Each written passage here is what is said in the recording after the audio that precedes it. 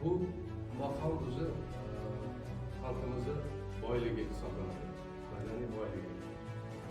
Mana shu boylik bu xalqniki.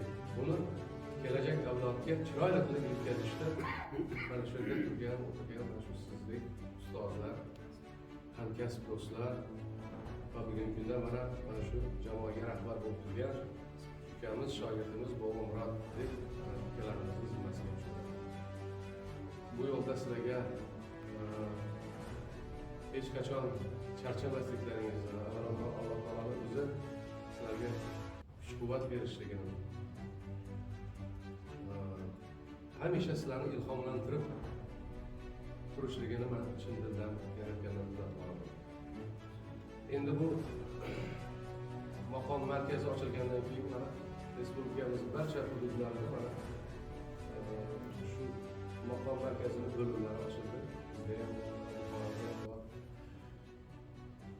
Voliyda ham bor, bir qancha viloyatlarimizda bor.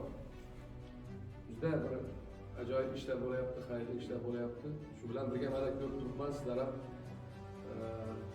ajoyib ish boshlabsizlar. Mana shu maqom san'atini Xudo xolasa kelajak avlodga ham o'rgatishda yana aytaman, Alloh taoloning o'zi madadkor bo'lsin. Alloh taolo ham mana shu boshlangan ishlarni avvalo xayrli qilgan bo'lsin. Chiroyli qilsin, bardavom qilsin. Kelajakda shu elimizga, yurtimizga, san'atsevar xalqimizga nafi tegadigan ajoyib bir ulkan ishlar bo'lsin shu dargohda. Iloyim shu maqom san'atimizni hech qachon o'lmasin. Bundan keyin ham yoshlarimiz ham Xudo xolasa mana shu baralla kuylaydigan, Xudo xolasa shunday bir o'lmas durdonalar yaralsin. Va xalqimizdan otoyi boyi kelayotgan mana shu milliy merosimizni bardavom bo'lishligida Alloh taoloning o'zi qo'llab, o'zi quvvatlasin. Xudoyim hamisha yo'ling ochiq bo'lsin. Xush kelibsiz.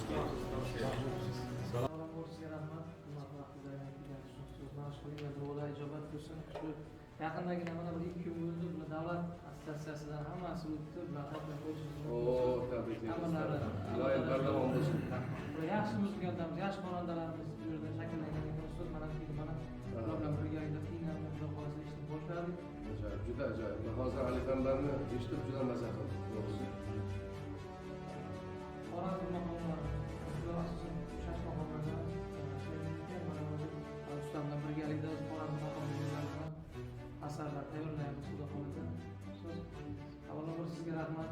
Agar vaqtingiz bo'lsa, ustoz bular ko'p narsa tayyorlagan, bir narsa aytib bersangiz degan maqsadda. Mayli, mayli.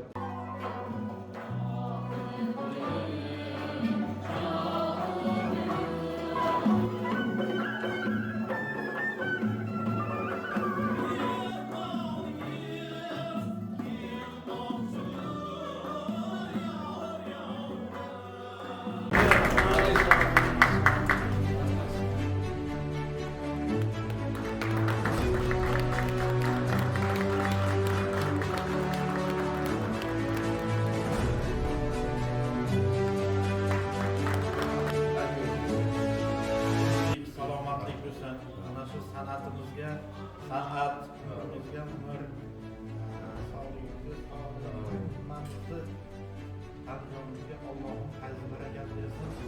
Yo'llarimiz doim oq bo'lsin. Mana shu shogirdlar soni yana ko'paysin. Bor ijodni omasin.